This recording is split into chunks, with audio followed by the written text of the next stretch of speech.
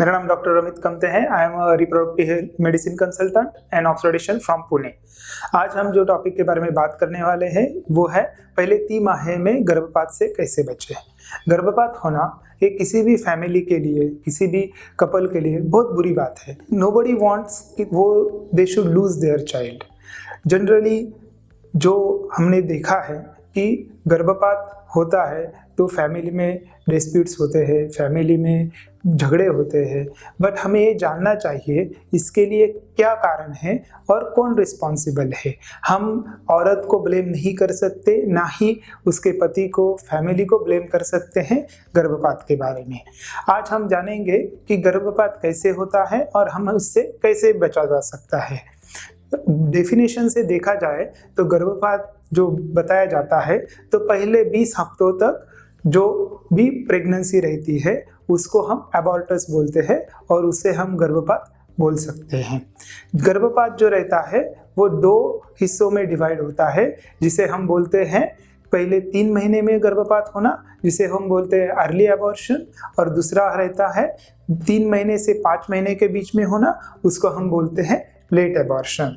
Generally आज हम topic जो देखने वाले हैं वो है पहले 3 माह में एबॉर्शन होना। जनरली क्या रहता है कि हमने ये देखा है कि जब कोई औरत प्रेग्नेंट होती है, समझिए आपके साथ 100 औरतें प्रेग्नेंट है, तो सभी औरतों की प्रेगनेंसी 9 महीने तक नहीं जाती। हर प्रेगनेंसी में से कम से कम 16 से 20% प्रेगनेंसी नेचुरली अबॉर्ट हो जाती है। अगर ये अबॉर्शन हो रहा है तो क्यों हो रहा है ये जानना ज़रूरी है। तो एबॉर्शन के जो लक्षण देखे जाते हैं वो है कभी कभी पेट में दर्द होना, दर्द होता है वो कमर में दर्द होता है, नहीं तो पेशाब के जस्ट थैली के ऊपर दर्द होता है। ये थोड़ा सा क्रैम्पिंग पेन रहता है जो किसी भी मेडिसिन से जनरली रुकता नहीं है, पैरासीटामोल लिया तो भी नहीं रुकता है। दूसरा हमने देखा है कि ब्लीडिंग होना, कभी कभी थोड़ा बहुत दाग जाते हैं, ब्लीडिंग पैड को लगता है और कभी कभी बहुत सारा ब्लीडिंग होता है। कभी कभी ये भी पाया गया है कि क्लॉट्स पास होते हैं, पेशेंट इमरजेंसी में भी लैंड अप होते हैं।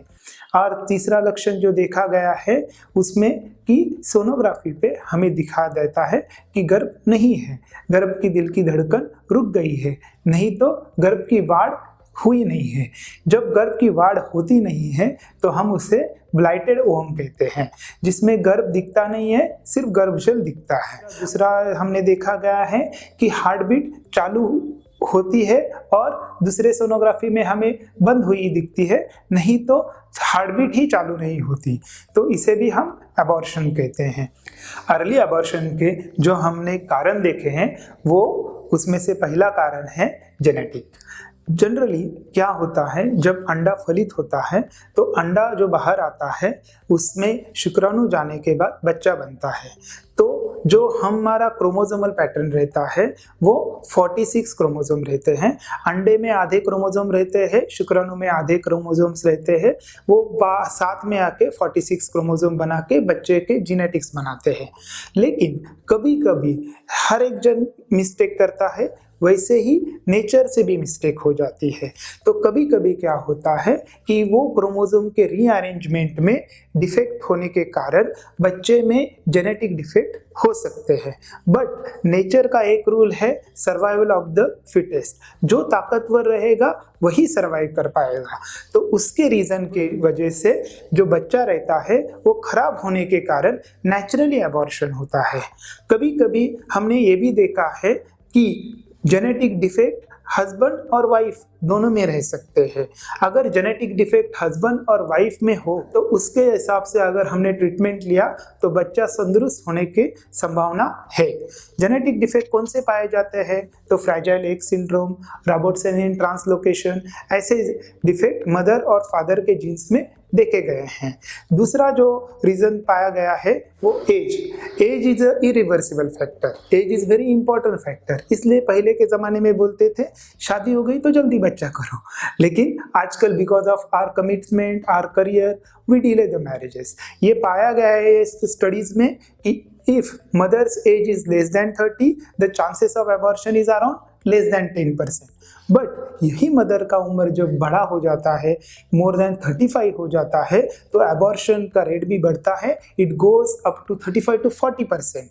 व्हाई? बिकॉज क्या होता है, बॉडी में एक एंजाइम रहता है telomerase, it is anti ageing enzyme. उसकी activity over the period of time कम होती है, तो वो जो रहता है डीएनए रिपेयर मैकेनिज्म नहीं कर सकता।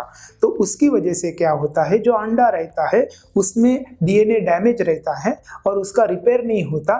तो ऐसा अनरिपेयर्ड डिफेक्टिव एग से अगर बच्चा बनेगा तो एज ए रूल वो सर्वाइव नहीं कर पाएगा और उसके अबॉर्शन के चांसेस ज़्यादा होंगे। वैसे ही जैसे एज बढ़ता है तो मदर में बीपी, शुगर ऐसी बीमारियां हो सकती है, उसकी वजह से भी अबॉर्शन होने की संभावना बढ़ जाती है। तीसरा फैक्टर देखा गया है हार्मोनल चेंजेस। हार्मोन्स जो रहते हैं उनको हम संप्रेरक बोलते हैं।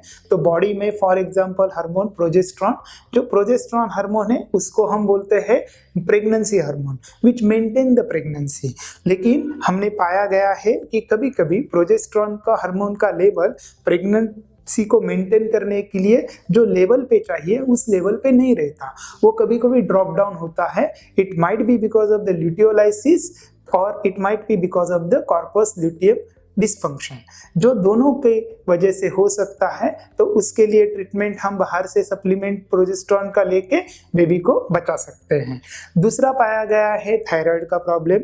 थायराइड बढ़ सकता है, थायराइड कम हो सकता है। थायराइड बढ़ा तो उसके लिए ट्रीटमेंट अवेलेबल है, थायराइड कम हो गया तो उसके लिए ट्रीटमेंट अवेलेबल है। थायराइड का ट्रीटमेंट ज़रूर ले, क्योंकि थायराइड का ट्रीटमेंट प्रॉपर नहीं होगा तो अबॉर्शन की संभावना है। वैसे ही आपके बच्चों में आईक्यू, मेंटल डेवलपमेंट के भी इश्यू होने की संभावना है। तीसरा फैक्टर हमने देखा है हार्मोन्स में polycystic ovarian syndrome. Polycystic ovaries में जनरली हार्मोन ऑलरेडी इम्बैलेंस रहते हैं, उनमें प्रोजेस्टेरॉन का डिफेक्ट रहता है, उनमें प्रोलैक्टिन लेवल ज़्यादा रहता है, उनमें एंड्रोजन लेवल ज़्यादा होता है, तो इसलिए इनडायरेक्टली वो अबॉर्शन का रीज़न हो सकते हैं। और एक बीमारी देखी गई है जिसे हम डायबिटीज़ करते हैं। Generally out of 10 person 4 to 5% in India are diabetic. We are endemic for diabetes. तो हमें देखा गया है कि प्रेगनेंसी में इन जनरल डायबिटिक की रिस्क बढ़ जाती है। तो प्रेगनेंसी में जो लोगों को ऑलरेडी डायबिटीज रहता है और प्रेगनेंसी में भी डायबिटीज हो सकता है, ऐसे लोगों में अगर शुगर अनकंट्रोल रही, शुगर बहुत ज़्यादा रही, तो उसकी वजह से भी अबॉर्शन हो सकता है। जनरली HbA1c लेवल अगर मोर देन 9-10 रहा तो अबॉर्शन और डिफेक्टिव बेबी पैदा होने की संभावना बढ़ जाती है। तो इसलिए जो भी डायबिटिक रहे मदर, उन्होंने अपना शुगर कंट्रोल में रखना बहुत ज़रूरी है। Before planning pregnancy please consult your consultant and see is there any problem और नॉट। आगे का हमने देखा है इम्यूनोलॉजिकल फैक्टर। इम्यूनोलॉजिकल फैक्टर में हमें देखने को मिलता है थ्रोम्बोफिलियाज, ऑटोइम्यून डिसीजेस। जो थ्रोम्बोफिलियाज रहते हैं उसमें आपला सिंड्रोम बोल के एक रहता है, जिसमें हमें देखा गया है कि जो बेबी रहता है, जब बेबी माँ के गर्भ में आता है, after 6 weeks generally it try to implant on uterus. जब इम्प्लांटेशन होता है तो बेबी को मदर से ब्लड सप्लाई होता है और बेबी ब्लड पे मदर के ब्लड से जो न्यूट्रिशन मिलते हैं उस पे बढ़ता है। लेकिन थ्रोम्बोफिलियाज की वजह से ब्लड सप्लाई में क्लॉटिंग होता है। उसकी वजह से जो होता है कि मदर से बेबी को फूड नहीं मिलता, और फूड नहीं मिलेगा तो कैसे कोई सर्वाइव कर सकता है, तो इसलिए अबॉर्शन की शक्यता ज़्यादा रहती है। अगर नहीं अबॉर्शन होता है तो आगे जाके बीपी बढ़ना, बच्चा कमज़ोर पैदा होना, ये भी दिखता है। लेकिन हम उसको ट्रीटमेंट देके Ecosprin, low molecular weight heparin का ट्रीटमेंट देके कंट्रोल कर सकते हैं और बच्चे को अच्छा तंदुरुस्त पैदा कर सकते हैं। दूसरी बात है प्रोटीन C/S डेफिशिएंसी, वो भी थ्रोम्बोफिलिया में ही गिने जाते हैं। तीसरी बात है ऑटोइम्यून डिसीजेस। ऑटोइम्यून डिसीजेस में हमने देखा है SLE, ल्यूपस और आर्थराइटिस। इसमें भी because of the autoimmune level antibodies are very high, उसकी वजह से बॉडी रिजेक्ट कर देती है बेबी को। अगला जो कारण देखा गया है वो है स्ट्रक्चरल डिफेक्ट इन यूट्रस। कभी कभी क्या रहता है, गर्भथैली में पर्दा हो सकता है, कभी कभी गर्भथैली छोटी हो सकती है, उसकी वजह से भी अबॉर्शंस रिपीटेडली होते हैं।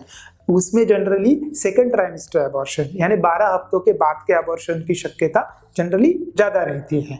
अगला जो देखा गया है इन्फेक्शन, हमने देखा गया है कि infection do abortions generally viral infection, bacterial infection और पैरासाइटिक इन्फेक्शन। हमें अक्सर ये सवाल पूछा जाता है, सर टॉर्च इन्फेक्शन की वजह से मेरा एबॉर्शन हो रहा है क्या? तो मैं आपको बताना चाहता हूँ कि ये मिथ है। टॉर्च के इन्फेक्शन की वजह से एबॉर्शन की संभावना नहीं है। टॉर्च के इन्फेक्शन की वजह से डिफेक्टिव बेबी जन्मने की संभावना रहती है, एबॉर्शन की नहीं रहती, इसलिए आप उसकी चिंता मत कीजिए। अगला जो देखा गया है इडियोपैथिक, लगभग 30 to 40% of times we don't found a cause, हमें कारण ही पता नहीं चलता और ये एबॉर्शन क्यों हो रहा है ये किसी को नहीं पता चलता। सो इसको बोलते हैं इडियोपैथिक कॉजेस। कुछ कॉजेस में ऐसे देखा गया है smoking, alcohol intake, drug abuse, इसकी वजह से भी एबॉर्शन होता है। जनरली ऐसे बोलते हैं कि India has less chances of abortion because of smoking, alcoholism and drug abuse, but nowadays आजकल की मॉडर्न सोसाइटी में we see that the smoking is increase, alcohol intake is also increase, so it might lead to abortion during your pregnancy. Generally एक terminology बोली जाती है, doctor हमेशा बात करते हैं, उसको बोलते हैं recurrent pregnancy loss. Recurrent pregnancy loss का मतलब ये है कि अगर आपका 2 से ज़्यादा बार एबॉर्शन हो रहा है, नहीं तो आपका बेबी का कार्डियक एक्टिविटी आ रहा है, फिर भी आपके एबॉर्शंस हो रहे हैं, तो इसको हम रिकरेंट प्रेगनेंसी लॉस बोलते हैं। और रिकरेंट प्रेगनेंसी लॉस आपको पिंच ऑफ सॉल्ट से लेना चाहिए, आपको बिल्कुल भी इसके लिए इग्नोर नहीं करना चाहिए। आपके बाजू में जो भी अच्छे गायनेकोलॉजिस्ट हों उन्हें जाके मिलिए और उसकी ट्रीटमेंट करवा दीजिए, क्योंकि because of that you are suffering from your ill health and आप उसकी वजह से खुद को भी तकलीफ देते हो, बिकॉज बार बार एबॉर्शन होना ये अच्छी बात नहीं है।